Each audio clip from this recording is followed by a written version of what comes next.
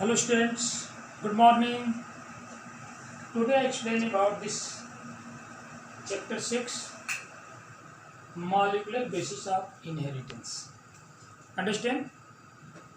इसके previous video में हम लोगों ने स्टडी किया स्ट्रक्चर ऑफ डीएनए, जिसमें स्ट्रक्चर ऑफ डीएनए में कंपोनेंट्स ऑफ डीएनए, जिसमें pentose sugar, phosphate group, nitrogenous base, purine and pyrimidine, purine adenine guanine and pyrimidine thymine, cytosine and uracil. Molecular structure भी हम लोगों ने देखा और उसके बाद स्ट्रक्चरल फार्मूला भी देखा हम लोगों ने। अंडरस्टैंड?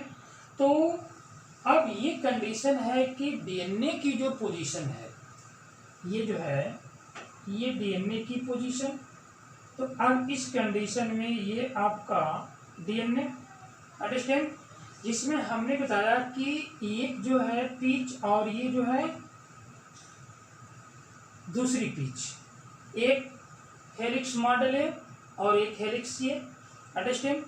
इसको हमने बताया था कि इसमें 3.4 नैनोमीटर, अंडरस्टैंड, लेंथ इसकी, और इसमें एक बेस पेयर से दूसरे बेस पेयर की जो डिस्टेंस थी, ये डिस्टेंस थी, अंडरस्टैंड, ये आपका 0.34 नैनोमीटर था, understand.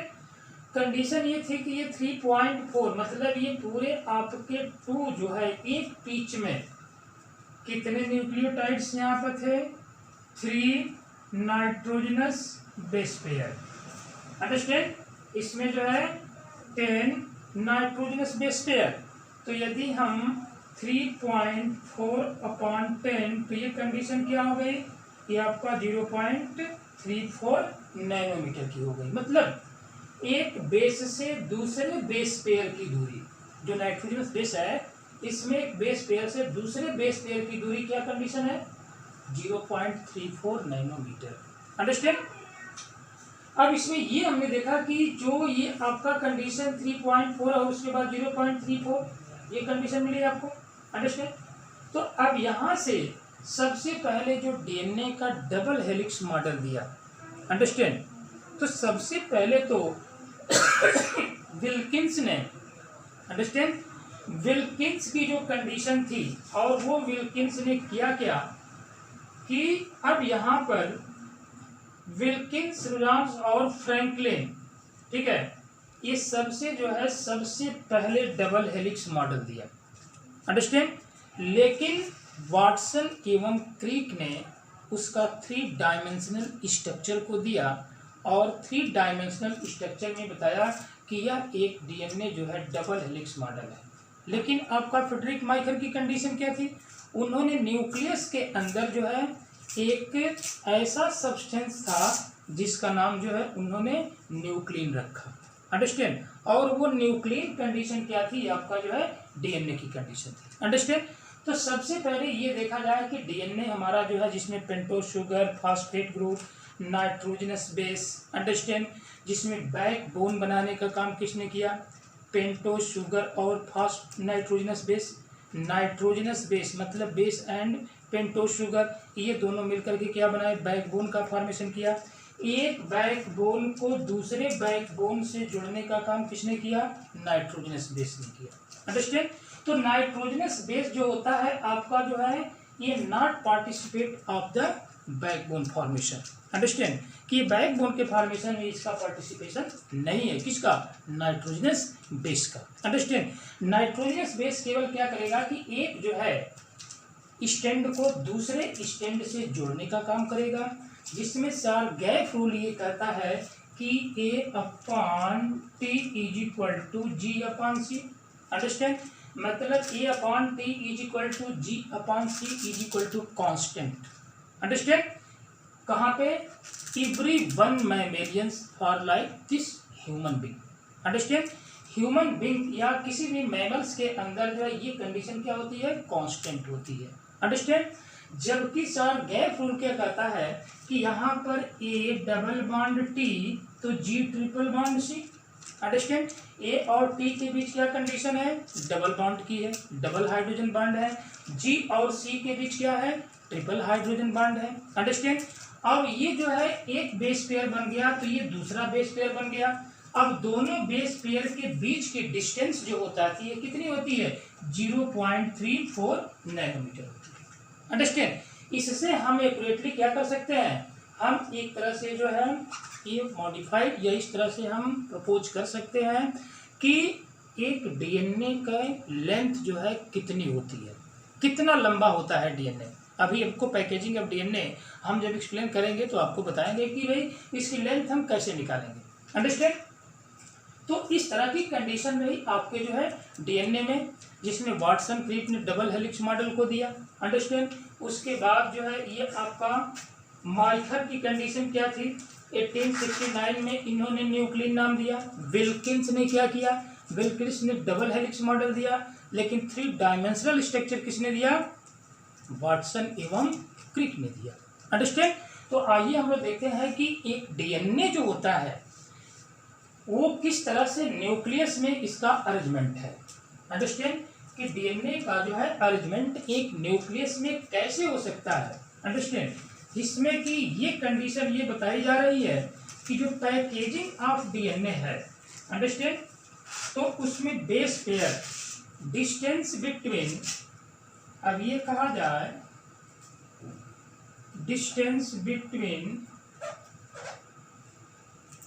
To, distance between one base pair that is, क्या कंडीशन है? 0.34 नैनोमीटर। अंडरस्टैंड? मतलब ये कहा दिया गया है कि 0.34 इंटू 10⁻⁹ मीटर का है। अंडरस्टैंड? इस तरह की कंडीशन है आपके जो है एक बेस पेयर की कंडीशन में, जो एक बेस पेयर है और उसके बीच की जो डिस्टेंस है। अंडरस्टैंड? अब यहाँ पे कंडीशन होती है typical mammalian cell calculated the multiply, जबकि हमें जानते हैं कि ह्यूमन बींग जो कि मैमल्स, और मैमल्स में हमने ये बताया कि एक हेप्लॉइड यदि सेल है तो उसके अंदर जो है कंडीशन क्या है बेस पेयर की? 6 पॉइंट हेप्लॉइड। हेप्लॉइड की कंडीशन क्या है कि 3.3 इंटू 10⁻⁶। अंडरस्टैंड? क्या कंडीशन है? 10⁻⁴ जो है ये 9, क्या कंडीशन है आपका? Base pair. अंडरस्टैंड? 3.3 इंटू 10⁹ ये नहीं दिया है। 3 इंटू 10⁹ बेस पेयर। अंडरस्टैंड? जबकि यही आपका डिप्लॉयड कंडीशन होगी तो क्या कंडीशन होगा कि अब ये आपका 6 पॉइंट यदि डिप्लॉयड से, अंडरस्टैंड, तो ये आपका हो जाएगा, इसमें 3.3 में 2 से मल्टीप्लाई कर देंगे तो ये हो जाएगा 6.6 into 10⁻⁹ base pair.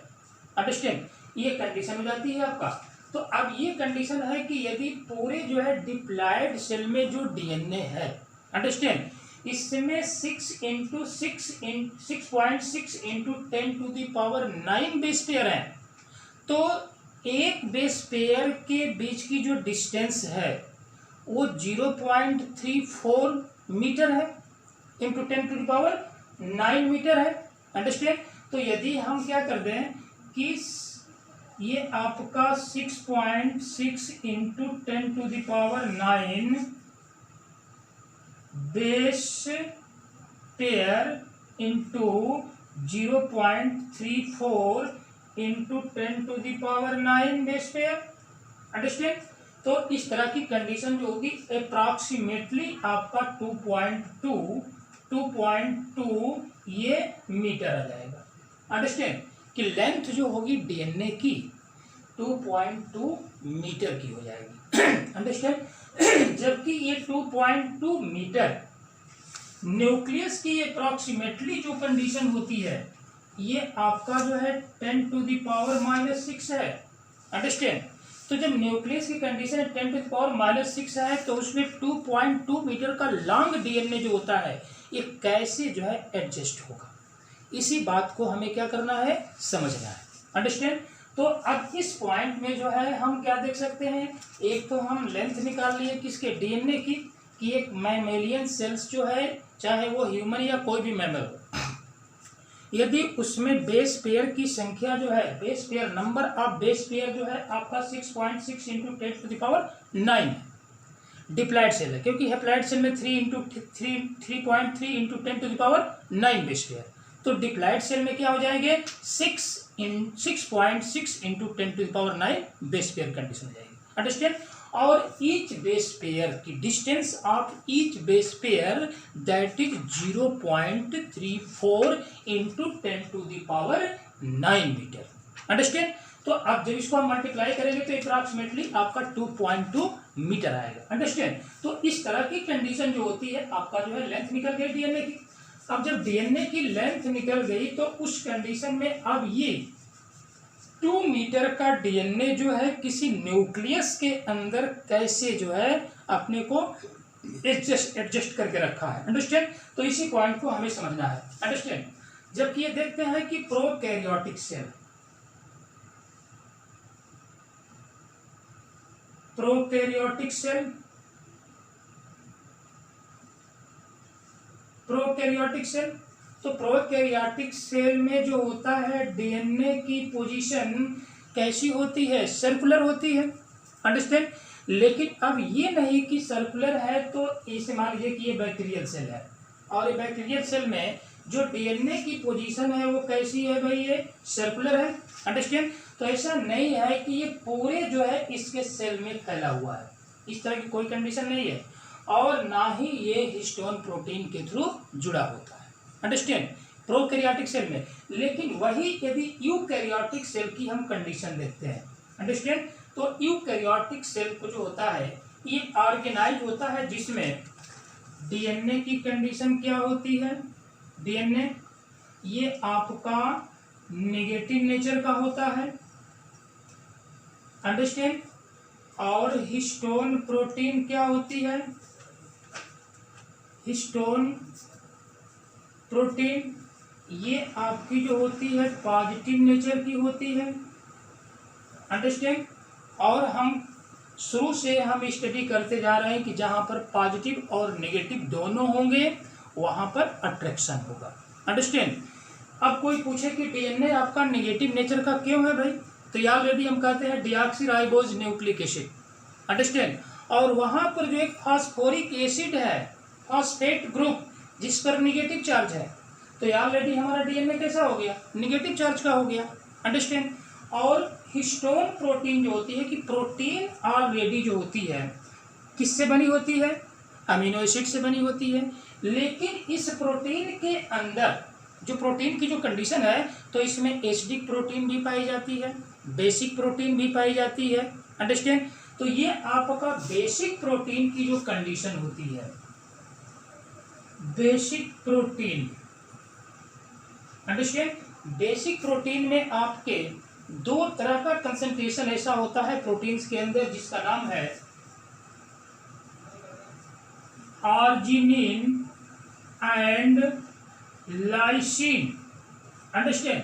Arginine and lysine ये दो आपके ऐसे अमीनो एसिड हैं, उस तरह के ये प्रोटीन है जो आपके प्रोटीन को बेसिक नेचर में चेंज कर देते हैं। अंडरस्टैंड।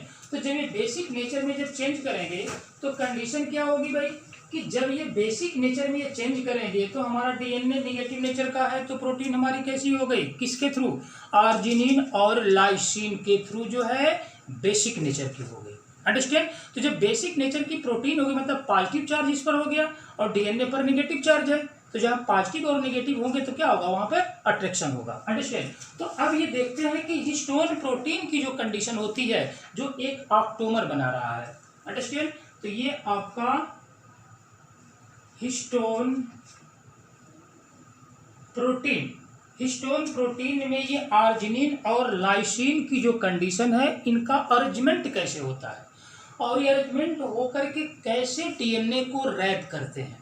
रैपिंग कैसे होती है डीएनए की, किस पर, हिस्टोन प्रोटीन पर, क्योंकि हिस्टोन प्रोटीन जो है बेसिक नेचर का है और डीएनए आपका नेगेटिव नेचर का है। अंडरस्टैंड। तो जहां पर एचटी मतलब ये पॉजिटिव और नेगेटिव चार्ज होंगे तो ऑलरेडी वहां पर क्या होगा, अट्रैक्शन होगा। तो किस तरह के पार्ट्स होते हैं जहां पर ये ऑक्टोमर बना रहा है, किस बात को, पॉइंट को समझना है हमें। अंडरस्टैंड। तो अब ये कंडीशन देखा जाए कि अब ये हिस्टोन प्रोटीन जो है सबसे पहले जो है H1 अंडरस्टैंड, उसके बाद जो है ये आपका H2 और ये कंडीशन होती है H3 और तीसरी चौथी कंडीशन होती है आपका क्या, H4 अंडरस्टैंड। तो ये आपका H1 को क्या कर दीजिए, आप माइनस कर दीजिए। अंडरस्टैंड। अब ये कंडीशन हो गई कि आपका H2A और ये आपका H2B, वन पेयर। अंडरस्टैंड। उसके बाद जो है आपका हो गया H3 एंड H4। तो ये कैसे अपने आप को जो होते हैं एक दूसरे से जो है ज्वाइंट होकर के ऑक्टोमर बनाते हैं, पहले इस बात को हमको समझना है। अंडरस्टैंड। तो अब ये कंडीशन हो गई कि H2A, उसके बाद H2B, H3 एंड H4, 1 2 3 4। तो अब क्या कंडीशन है, क्योंकि 1 पेयर है तो यहाँ पर H2A, H2B, H3 and H4। तो ये कंडीशन ये हो गई। अंडरस्टैंड। और दूसरी कंडीशन क्या हो गई, ये हो गई। अंडरस्टैंड। और इसी पर जो है आपका डीएनए क्या करेगा, रैपिंग करेगा। अंडरस्टैंड। इसी पर जो है डीएनए आपका क्या करेगा, रैपिंग करेगा। अंडरस्टैंड। तो अब इस पॉइंट को हम लोग समझते हैं कि ये आपका 2 to 4 to 6 to 8, तो ये सभी मिलकर के क्या बना दिए, इस पॉइंट को हम क्या कहेंगे, इसको हम नाम देंगे क्या, ऑक्टोमर। क्या नाम देंगे, ऑक्टोमर। अंडरस्टैंड। और ये ऑक्टोमर की कंडीशन ये कैसे रैप करता है इस बात को हमें समझना है। अंडरस्टैंड। तो इतने टाइप्स की क्या होती है, ये प्रोटीन होती है। अंडरस्टैंड। अब ये कहा जाए कि एक आपका जो है ये कंडीशन हो गई, ये पॉइंट हो गया, फिर ये आपका जो है दूसरा पॉइंट हो गया, फिर ये आपका तीसरा पॉइंट और ये क्या हो गया, चौथा। ठीक है। और फिर इस पर, क्योंकि ये तो भी मोनोमर की कंडीशन है, अब इस पर हम क्या कर दें, डबल कर दें। अंडरस्टैंड। ये आपका जो है डबल हो गया और ये कंडीशन क्या हो गई, डबल की, और यहाँ कंडीशन क्या हो गई, डबल की। अंडरस्टैंड। तो ये पूरे सिस्टम का नाम हम क्या देंगे, ऑक्टोमर। अंडरस्टैंड। क्या नाम देंगे, ऑक्टोमर। अंडरस्टैंड। और इस पर जो है डीएनए आपका क्या है भाई, ये जो है डीएनए आपका रैप किया हुआ है। अंडरस्टैंड। इस तरह की पोजीशन। अंडरस्टैंड। और यहां से क्या कंडीशन है,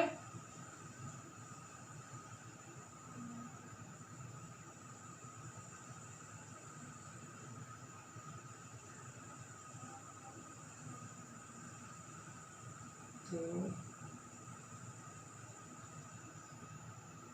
ये पोजीशन हो गई। अंडरस्टैंड। तो ये कंडीशन हुई आपका जो है क्या, कि ये आपका H2A, H2B, H3 and H4, तो ये बना दिया आपका जो है ऑक्टोमर। अंडरस्टैंड। और यहाँ पे प्रेजेंट है आपका कौन, इस तरह की पोजीशन, ये आपका H1 protein. Understand. H1 protein जहां पर कि एक्सटर्नल पोजीशन पर उसको जो है पैकिंग करने का काम करेगा। अंडरस्टैंड। तो जब इस तरह की पोजीशन यदि हो जाती है तो ये कैसे, जहां पर कि ये मोनोमर बताता है और उस कंडीशन में एक लिंकर डीएनए की बात होती है, लिंकर डीएनए। अंडरस्टैंड। अब इस लिंकर डीएनए में हमें कहा जाए कि 1 2 3 4। अंडरस्टैंड। तो अब ये कंडीशन क्या हो गई भाई आपकी, ऐसे ऐसे, ये ऐसे और ये ऐसे, इस तरह की पोजीशन। अंडरस्टैंड। तो अब ये क्या करते हैं, एक दूसरे से ज्वाइंट हो जाएंगे। अंडरस्टैंड। एक दूसरे से ज्वाइंट होंगे। लेकिन जो लिंकर डीएनए की बात होती है तो ये आपका कंडीशन, ये जितना भी पॉइंट ये दिख रहा है ये सब जो है क्या है, लिंकर डीएनए है। ये क्या है? लिंकर डीएनए है। अंडरस्टैंड? ये सब जो है क्या है? लिंकर डीएनए है। अंडरस्टैंड? अब यहाँ पर पॉइंट ये होता है कि आर्जिनिन और लाइसिन की जो कंडीशन होती है जहां पर डीएनए आपका क्या करता है? रैपिंग करता है। ठीक है, तो जब ये डीएनए रैपिंग कर ही लिया है तो उस कंडीशन में पूरे डीएनए के रैपिंग में एनसीईआरटी बता रही है कि 200 base pair, 200 nitrogenous base pair जो होते हैं ये पूरे एक रैपिंग में उनकी संख्या होती है। नंबर ऑफ बेस पेयर और number of nucleotide that is known as 200 nitrogenous base pair. Understand? लेकिन अब ये कहा जाए कि केवल अकॉर्डिंग टू ये आपका nitrogenous base pair, according to this the NCERT book. Understand? लेकिन अब ये कह रहा है कि 146 ये पूरे रैपिंग में ये आपका जो है जितना ये रैपिंग करेगा डीएनए, अंडरस्टैंड, तो उसमें कितने न्यूक्लियोटाइड होंगे? एनसीईआरटी बता रही है कि 200 की बात कर रही है। अंडरस्टैंड? लेकिन थोड़ा सा एनसीईआरटी से हम थोड़ा सा हटते हैं। अंडरस्टैंड? तो इस पूरे सिस्टम में जहां पर कि ये डीएनए जो ऑप्टोमर पर ये रैपिंग करने का काम कर रहा है, ठीक है, तो जब ये रैपिंग करेगा तो उस कंडीशन में 146 ही न्यूक्लियोटाइड क्या होंगे? इसमें प्रेजेंट होते हैं। अंडरस्टैंड? 146 न्यूक्लियोटाइड्स प्रेजेंट होते हैं। अंडरस्टैंड? 146 न्यूक्लियोटाइड प्रेजेंट हो गए तो आप ये कहेंगे कि सर एनसीईआरटी तो 200 नाइट्रोजनस बेस पेयर की बात कर रही है, 200 न्यूक्लियोटाइड्स की बात कर रही है। अंडरस्टैंड? और आप जो है 146 की बात कर रहे हैं। तो हमने 146 की बात कब किया? कि इस पॉइंट पर जो ऑप्टोमर ये बन रहा है तो जहां पर ये रैपिंग जब करेगा डीएनए तो पूरे न्यूक्लियोटाइड की संख्या कितनी जाएगी? 146 हो जाएगी। अंडरस्टैंड? लेकिन 200 कैसे होगी? जब हम क्या करेंगे? H1 प्रोटीन पर, जहां पर कि ये क्या कर रहा है? थोड़ा सा ये बाहर निकल रहा है। अंडरस्टैंड? और इसको जो है क्या कर रहा है? यहां पर जो है ऐड कर रहा है आपका H1 protein. Understand?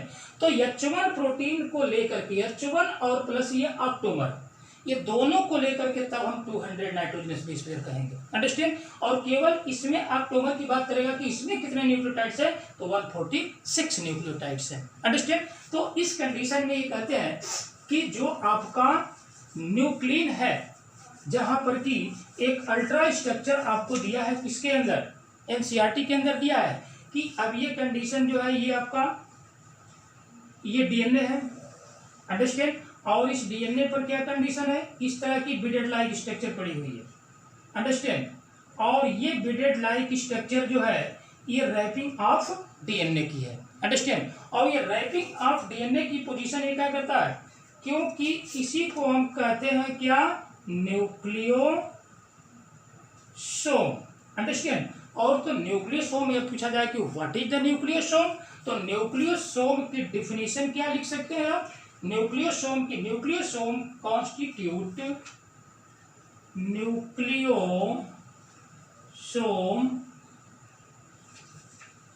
Constitute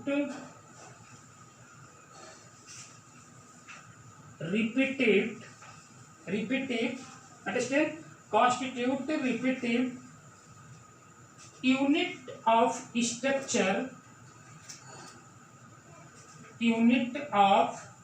structure of chromatin. क्या नाम दिया गया इसका? क्रोमैटिन। मतलब क्रोमैटिन का ये रिपीटेटिव यूनिट है। Nucleosome is the repetitive unit of chromatin. Chromatin is the important part of the nucleus. Understand? तो सबसे पहले ये आपका न्यूक्लियोसोम बनेगा। अंडरस्टैंड? कंडीशन क्या होगी कि अब ये बनाएगा न्यूक्लियोसोम, और न्यूक्लियोसोम से क्या कंडीशन होगी?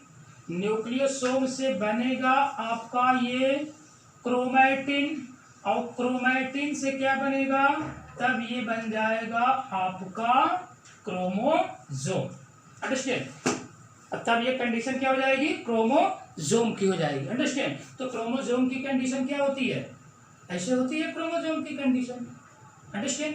इस तरह की पोजीशन जो है ये आपके क्रोमोसोम की है। अंडरस्टैंड? और यहाँ पर क्या है, सेंट्रोमियर है। अंडरस्टैंड। तो ये जो है अपने आप को रैपिंग करके एक जो बहुत छोटा रूप ले लिया। अंडरस्टैंड। जब ये रैपिंग करके छोटा रूप ले लिया तो ये इतना पॉइंट जो छोटा रूप लिया कि जो क्या बन गया, एक क्रोमोसोम का रूप ले लिया। और जब क्रोमोसोम का रूप ले लिया तो उस कंडीशन में ये न्यूक्लियस के अंदर प्रेजेंट हो जाएगा। अंडरस्टैंड, सेट हो जाएगा। अंडरस्टैंड। तो जिसमें कंडीशन ये होती है कि एडिशनल सेट ऑफ प्रोटीन, एक और पॉइंट दे रहा है कि additional set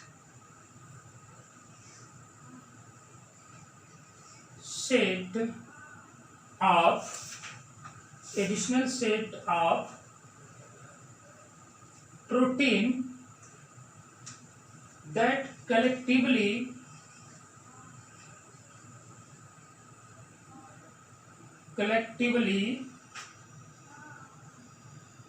that is known as non-histone chromosome। क्या नाम दिया गया, non-histone क्रोमोसोम, या इसको हम कहते हैं NHC प्रोटीन कहते हैं। अंडरस्टैंड, NHC प्रोटीन जो कि ये टिपिकल न्यूक्लियस में होती है, इसमें नॉन हिस्टोन क्रोमोसोम का नाम देंगे। अंडरस्टैंड। अब ये नॉन हिस्टोन क्रोमोसोम की कंडीशन जो होती है, यदि इस क्रोमैटिन को यदि हम स्टेनिंग करें तो लूजली जो होता है, लूजली अरेंज्ड या लूजली पैक्ड, इसका नाम क्या देंगे, जो लूजली पैक्ड होगा इसका नाम देंगे यूक्रोमैटिन। और जो आपका डेंसली पैक्ड होगा, अंडरस्टैंड, जो डेंसली पैक्ड होगा, डेंसली पैक्ड होगा उसका हम नाम देंगे हेट्रोक्रोमैटिन। Understand, heterochromatin. अंडरस्टैंड। तो heterochromatin, euchromatin subject transcriptionally active, जिसमें कि ये आपका यूक्रोमैटिन जो होता है ट्रांसक्रिप्शनली एक्टिव होता है। अंडरस्टैंड। और हेट्रोक्रोमैटिन जो होता है ट्रांसक्रिप्शनली इनएक्टिव होता है। Understand, this is the most important point. Understand कि जो लूजली पैक्ड है क्रोमैटिन उसको हम बोलते हैं यूक्रोमैटिन। अंडरस्टैंड। और जो डेंसली पैक्ड होता है उसका हम नाम देते हैं क्या, हेट्रोक्रोमैटिन। अंडरस्टैंड। जबकि न्यूक्लियस में आप देखे होंगे कि न्यूक्लियस जो है, ये न्यूक्लियस है और न्यूक्लियस में ये कंडीशन क्या है, ये आपके न्यूक्लियोलस की है। अंडरस्टैंड। तो इसमें क्या कंडीशन होती है, ऐसे जो है इस तरह की पोजीशन ऐसे होती है। तो इसमें कुछ जो होते हैं क्या होते हैं, ये डार्क होते हैं। अंडरस्टैंड। ये डेंसली पैक्ड होते हैं। तो उस कंडीशन में इसका नाम क्या देते हैं, यही आपका जो है हेटेरोक्रोमैटिन है। और ये कंडीशन क्या है, ये आपका यूक्रोमैटिन है। अंडरस्टैंड। तो heterochromatin and euchromatin, chromatin threads are two types, heterochromatin and euchromatin। तो heterochromatin is the transcriptionally inactive but euchromatin is the transcriptionally active। Understand. तो इस तरह की कंडीशन होती है आपका जो है किसके, डीएनए पैकेजिंग की। अंडरस्टैंड कि एक जो है क्लोन प्रोटीन पर क्या करता है, ये आप क्लोन बना रहा है। तो अब ये कंडीशन क्या होती है, ये कंडीशन जो होती है ये आपकी ऐसी होती है। अंडरस्टैंड, इस तरह की पोजीशन।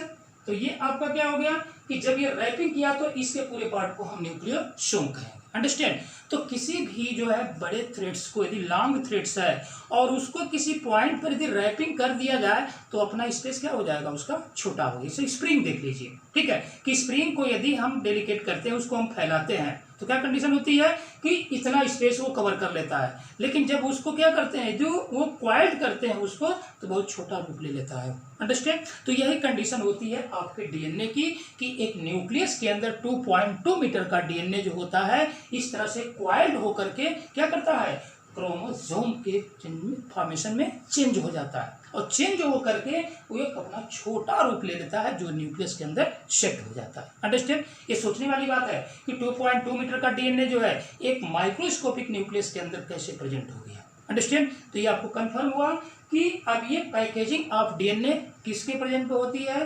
हिस्टोन प्रोटीन का। जबकि यूकैरियोटिक और प्रोकैरियोटिक डीएनए में हम लोग शुरू से पढ़ते चले आ रहे हैं कि प्रोकैरियोटिक सेल का डीएनए हिस्टोन प्रोटीन के थ्रू नहीं जुड़ा होता है, जबकि यूकैरियोटिक का डीएनए हिस्टोन प्रोटीन के थ्रू जुड़ा होता है। अंडरस्टैंड। तो यही कंडीशन है, क्योंकि उस समय क्लास 9th में और 10th में इस पॉइंट को बताया जाए तो किसी स्टूडेंट के जो है दिमाग में नहीं एंट्री करेगा और उस कंडीशन में समझ में नहीं आएगा चीज। लेकिन अब उसका पॉइंट आ गया आपको समझने का, तो ये कंडीशन पॉइंट आपको क्या किया, समझा दिया कि पैकेजिंग ऑफ डीएनए की पैकिंग कैसे होती है। अंडरस्टैंड। लेकिन यहाँ पर जो है क्वालिंग हो रही है, जो रैपिंग हो रही है डीएनए पर हिस्टोन प्रोटीन पर, उसमें पूरे टोटल 200 न्यूक्लियोटाइड या base nitrogenous base pair use होते हैं। अंडरस्टैंड। जबकि पूरे इस सिस्टम में केवल 146 ही नाइट्रोजनस बेस पेयर होते हैं। अब इसको हम ले लें किसको, ये आपका जो है क्या है इस कंडीशन में, इसको हम H1 प्रोटीन कहेंगे, तो ये भी तो आपके न्यूक्लियोटाइड यहाँ पर भी तो होंगे। अंडरस्टैंड। तो इसको मिला करके और इसको मिला करके तब जो है दोनों को हम बताते हैं कि 200 न्यूक्लियोटाइड है। ये आपकी एनसीईआरटी जो है बता रही है। अंडरस्टैंड। Thanks students.